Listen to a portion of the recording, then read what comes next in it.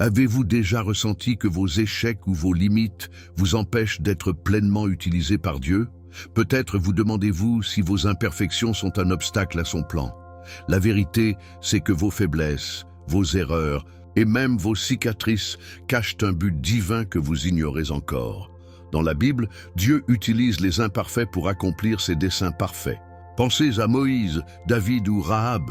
Tous avaient des défauts, mais leur foi a transformé leur vie et celle de ceux qui les entouraient.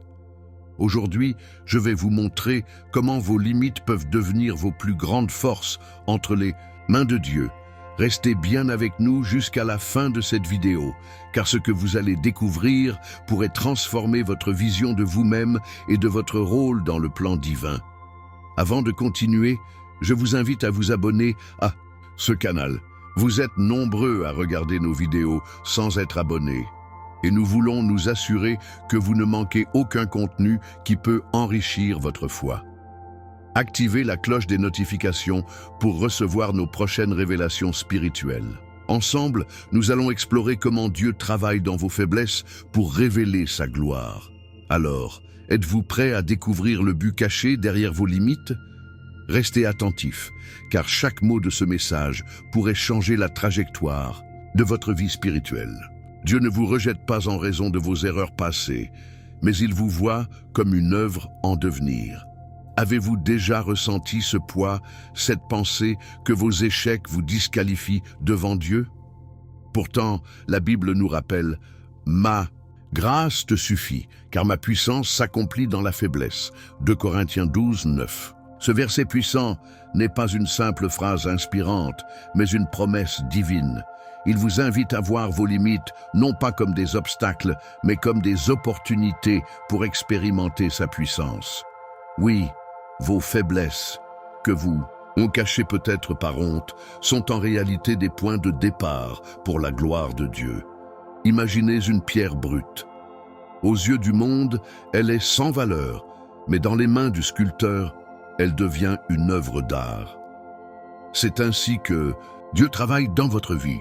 Il prend les morceaux brisés, les cicatrices et même les failles les plus profondes, et il les transforme en témoignages de sa grâce. À travers la foi, vous pouvez découvrir que chaque étape de votre parcours, même les plus sombres, sert un but divin. Et ce but dépasse souvent ce que l'on peut comprendre, avec une perspective humaine limitée. Prenez un moment pour réfléchir à cette vérité. Dieu vous connaît mieux que quiconque.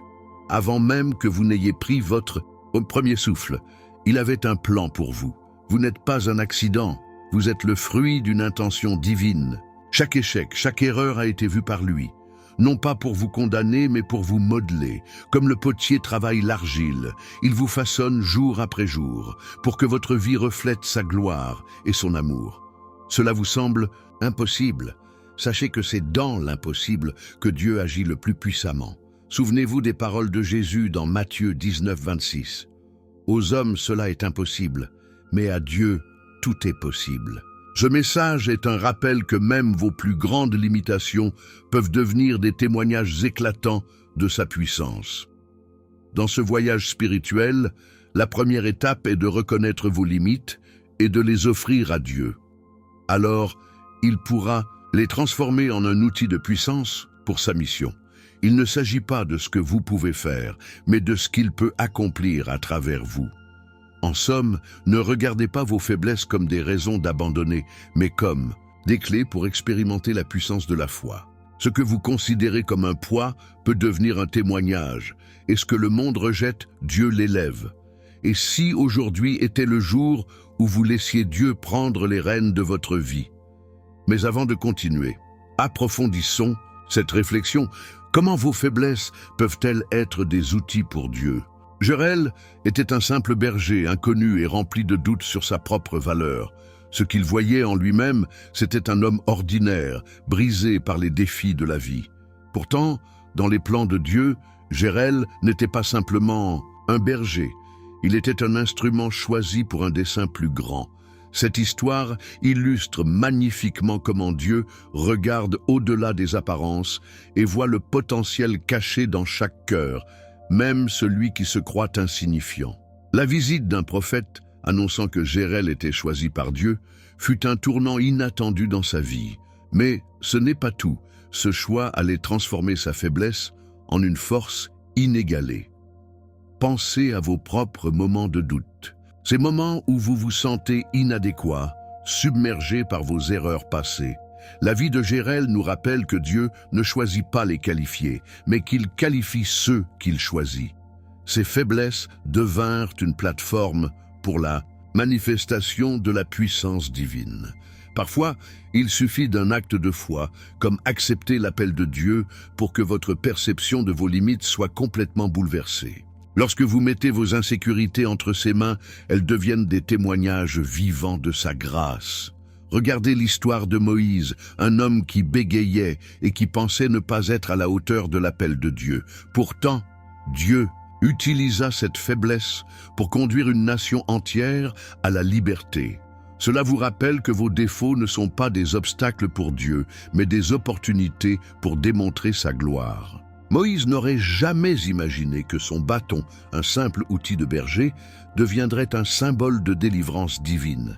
Et si votre vie portait un témoignage similaire, peut-être que ce que vous considérez comme une limitation est, en réalité, un outil entre les mains de Dieu. Dans la vie quotidienne, ces leçons s'appliquent de manière pratique. Si vous êtes confronté à une difficulté, demandez-vous « Comment puis-je offrir cela à Dieu pour qu'il le transforme ?» Par exemple, quelqu'un qui lutte avec l'anxiété peut, par la prière et la foi, devenir une source de réconfort pour ceux qui traversent des épreuves similaires. Vos cicatrices deviennent des preuves vivantes de guérison, et vos faiblesses, des témoignages de transformation. C'est exactement ce que Paul disait dans 2 Corinthiens 12, 10. « Quand je suis faible, c'est alors que je suis fort. » Dieu a une façon merveilleuse de transformer l'ordinaire en extraordinaire. L'histoire de Jérel nous enseigne que, peu importe à quel point nous nous sentons insignifiants, Dieu voit en nous des possibilités infinies.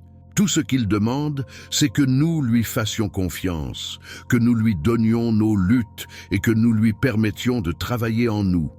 Vous vous demandez peut-être, êtes-vous prêt à abandonner vos faiblesses entre les mains de Dieu pour qu'il les utilise pour sa gloire?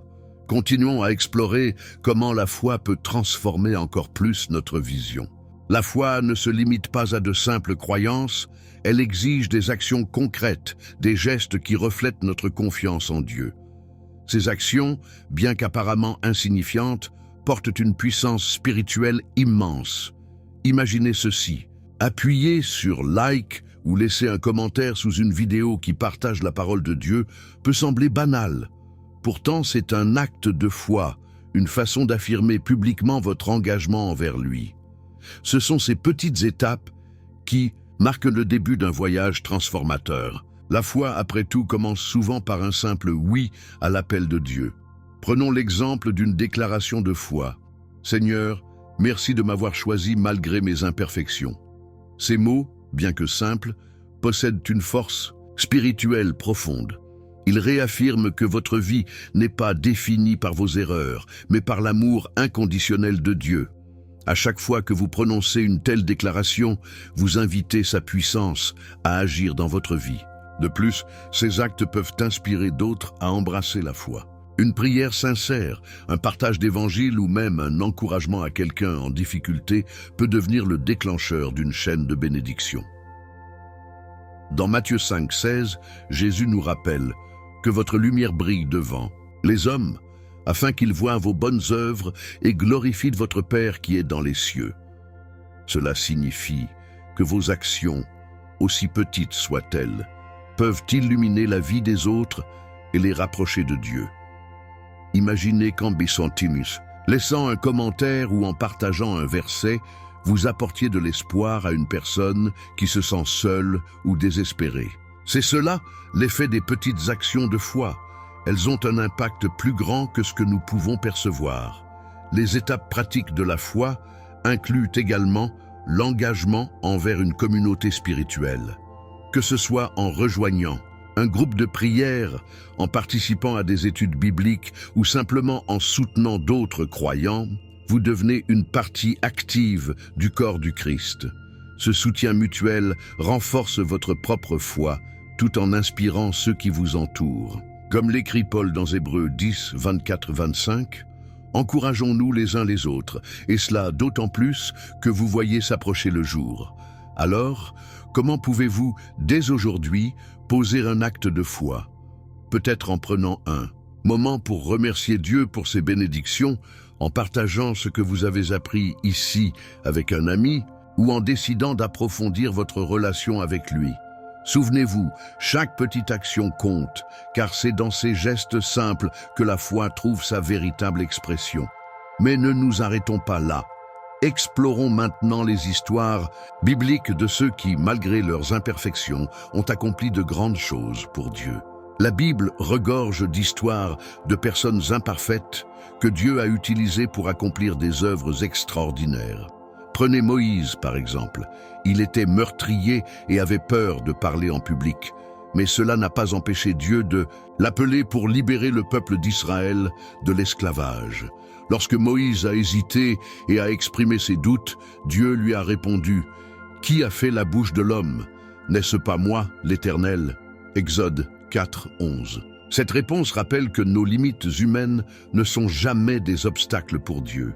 Il nous équipe pour accomplir sa volonté, même lorsque nous nous sentons incapables. Un autre exemple puissant est celui de David. Malgré son rôle central, en tant que roi d'Israël et psalmiste, il a commis des péchés graves, notamment l'adultère et le meurtre. Pourtant, Dieu l'a qualifié comme un homme selon son cœur. 1 Samuel 13, 14. Pourquoi? Parce que David avait un esprit repentant et cherchait constamment à se rapprocher de Dieu. Ses faiblesses, bien que flagrantes, ont été transformées en leçons de grâce et de miséricorde. David nous montre qu'un cœur humble et repentant est plus précieux aux yeux de Dieu que la perfection extérieure. Pensez aussi à Rahab, une prostituée de Jéricho. Son passé aurait pu faire d'elle un paria, mais sa foi l'a rendue exceptionnelle. Lorsqu'elle a caché les espions israélites, elle a démontré une foi courageuse qui a non seulement sauvé sa vie, mais qui l'a également placée dans la lignée de Jésus-Christ. Matthieu 1, 5. Cette histoire illustre que peu importe votre passé, la foi en Dieu peut vous placer dans un plan plus grand que ce que vous auriez pu imaginer. Rahab n'a pas laissé son passé définir son avenir, et cela nous enseigne qu'aucune situation n'est trop désespérée pour Dieu. Et que dire de Pierre, le disciple qui a renié Jésus 3 fois? Un homme marqué par la peur et l'échec, mais qui est devenu un pilier de l'Église. Après sa résurrection, Jésus a tendu la main à Pierre, le rétablissant dans sa mission. Jean 21, 15, 17. Cet acte de rédemption montre que Dieu ne se concentre pas sur nos échecs, mais sur notre potentiel à nous relever et à avancer dans la foi. Pierre a prêché avec audace à la Pentecôte, conduisant des milliers de personnes à Christ, prouvant que nos erreurs peuvent devenir des tremplins pour des victoires spirituelles. Ces exemples bibliques ne sont pas seulement des récits inspirants, ils sont des rappels vivants que Dieu peut utiliser n'importe qui, quelle que soit sa situation.